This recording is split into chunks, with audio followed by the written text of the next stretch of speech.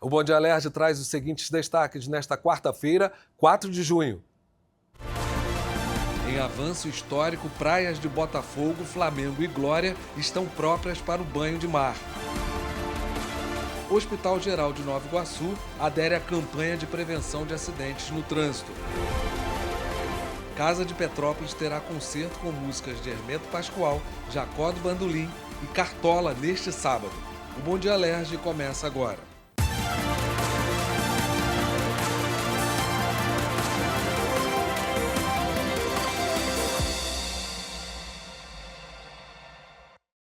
Bom dia. A receita líquida do Estado apresentou um crescimento de 4,8 bilhões de reais no primeiro quadrimestre de 2025, valor 15% maior do que no mesmo período de 2024. Os dados foram apresentados pela Secretaria de Fazenda durante a audiência da Comissão de Orçamento da Alerj.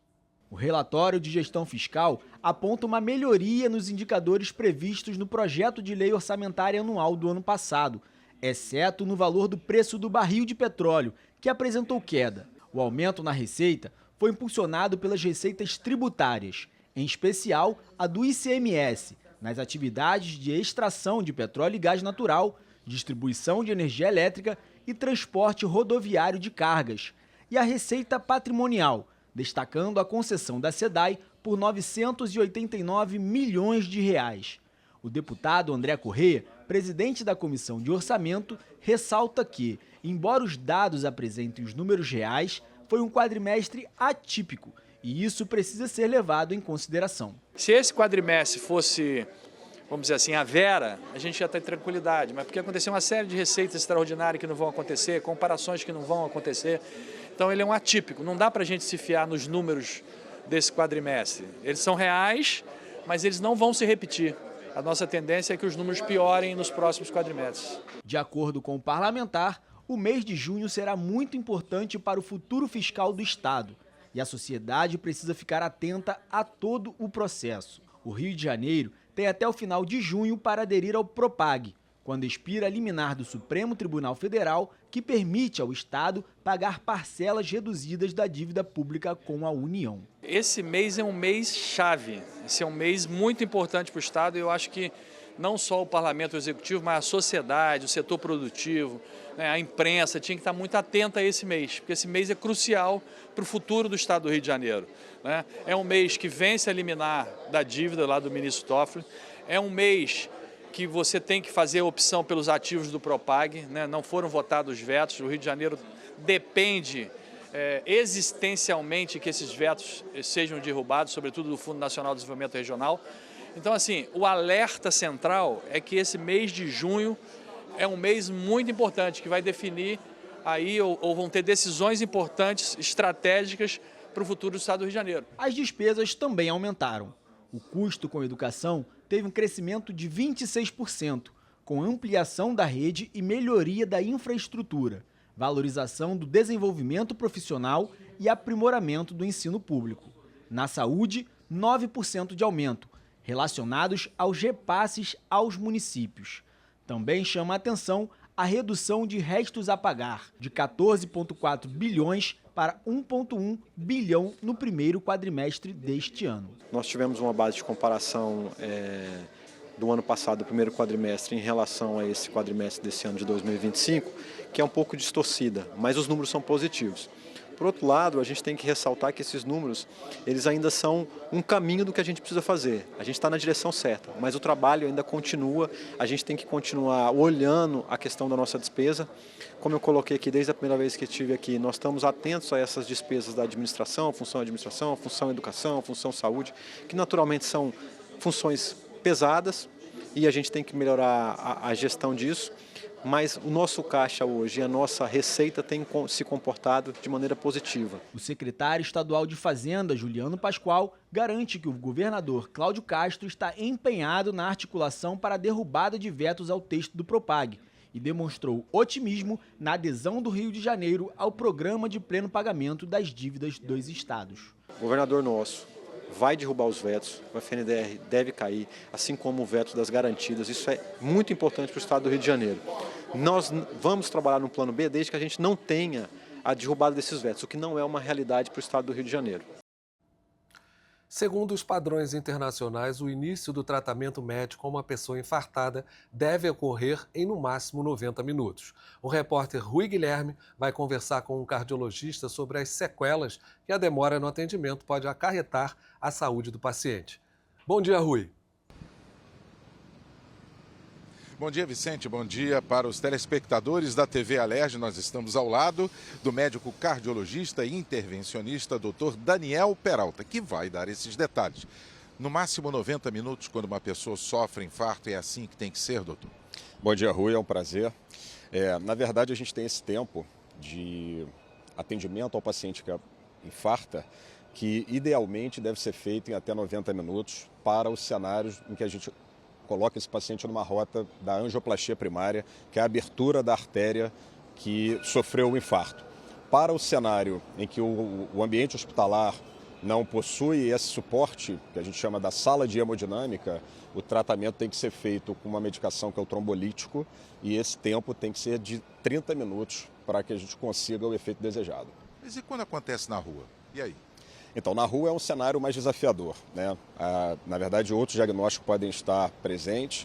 Quando o paciente infarta na rua, o ideal é que esse paciente seja acolhido e, na verdade, ser atendido pelo SAMU, né? Então, quem atende um paciente com um mal súbito na rua ou até mesmo com uma dor torácica, precisa fazer o chamado ao SAMU 92 e a ambulância chegar rapidamente para que esse paciente seja levado ao serviço de saúde o mais próximo possível. Antes da gente entrar no ar, o senhor conversava comigo a respeito da sua profissão, onde atua, né, e tudo mais. E o senhor também trabalha em Teresópolis, na região serrana aqui do Rio de Janeiro. E o senhor disse que está tentando levar o SUS, né, que é o nosso Sistema Único de Saúde, muito elogiado a nível internacional, até mesmo aqui no Brasil, pelo atendimento que presta a todos nós. Como é que está o atendimento no SUS nesta área, na área da cardiologia? Olha, Rui, como você bem disse, a gente tem um serviço de saúde pública, né, através do SUS, muito bem desenhado e gerido em muitas instâncias, em muitas áreas, né? A oncologia, por exemplo, é um grande exemplo disso. Agora, dentro da cardiologia, a gente tem um hiato em que a gente tem um cenário da UPA bem equipada, com muitos profissionais qualificados e com tecnologia, mas a gente peca no que diz respeito ao atendimento eficaz do infarto, seja pela demora no início do atendimento. Na verdade, essa demora já começa desde o paciente chegar à unidade. No momento em que esse paciente chega à unidade, esse diagnóstico ele tem que ser um diagnóstico preciso. Em geral, a gente usa ferramentas básicas, por exemplo, o eletrocardiograma e um teste sanguíneo. Para ver as enzimas? Para ver as enzimas, exato. E aí, a partir daí, a gente consegue falar sobre o diagnóstico de infarto. A partir desse momento, a gente, na verdade, tem uma classificação de dois tipos de infarto. O infarto de artéria fechada e o infarto com a artéria aberta. O infarto de artéria fechada, como a gente já pode imaginar, é o infarto que é pior. A gente tem que correr para fazer uma medicação ou levar esse paciente a um centro para que seja aberta a artéria através de cateterismo. Seja em casa ou na rua, muitas pessoas não têm o conhecimento de um médico cardiologista como o senhor, né? Não tem conhecimento da medicina. Acontecendo na rua e em casa não tendo médico ali da família naquele momento, mas o sujeito está ali sofrendo essa dor no peito, no braço, nas costas. O que deve ser feito? A gente sabe, tem que ligar para o SAMU, tal, aquelas coisas todas. Mas nesse período, o que deve ser feito, doutor Daniel?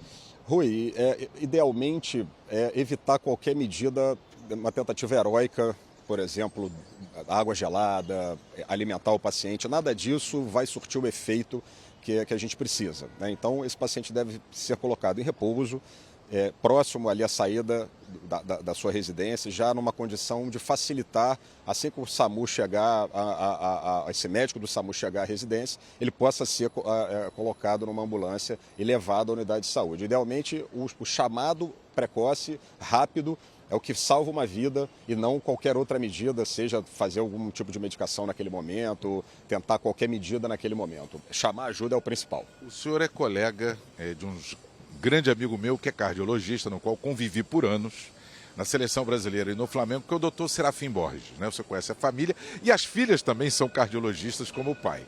Eu pergunto para o senhor, até falei com ele, doutor, mas por que no jovem o infarto é muito pior do que uma pessoa assim mais idosa? Aí ele me explicou e eu quero que o senhor explique também para o nosso telespectador do porquê.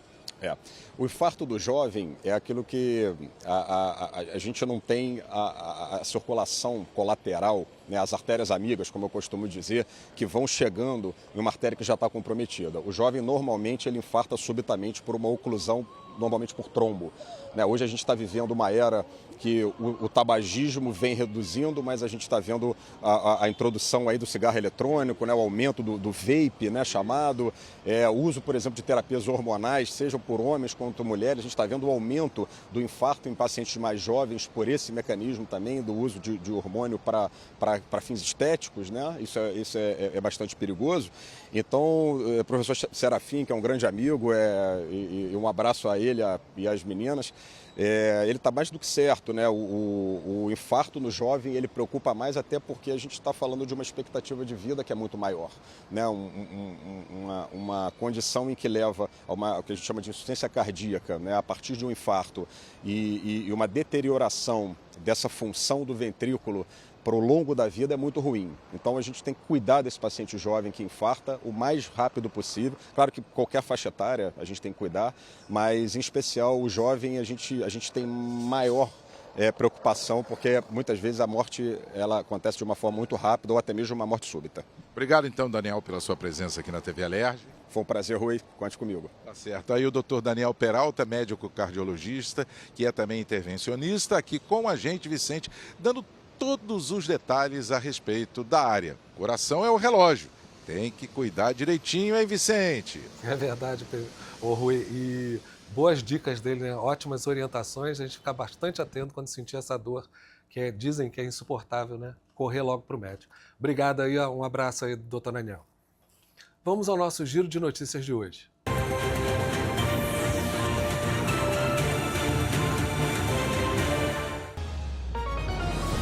O governo do Rio, por meio do Instituto Estadual do Ambiente, registrou avanços significativos na balneabilidade das praias de Botafogo, Flamengo e Glória, na zona sul da capital. De acordo com os boletins mais recentes, a qualidade da água tem apresentado melhora, resultado direto de intervenções no sistema de esgotamento sanitário, redes pluviais e obras de infraestrutura conduzidas pelo Estado. O monitoramento é feito em 119 pontos da Baía de Guanabara, com foco especial nas saídas de rios e canais.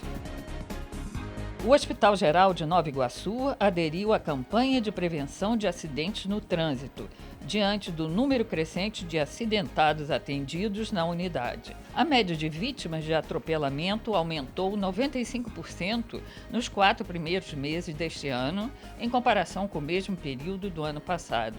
Mais de 500 pessoas receberam atendimento por quedas de moto e 770 por colisões gerais.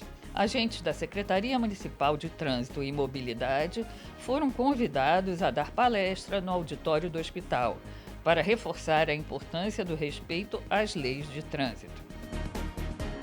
Um diálogo entre piano, sanfona, violino e rabeca é o que propõe o concerto da dupla Carol Panese e Antônio Guerra, neste sábado na Casa de Petrópolis, Instituto de Cultura.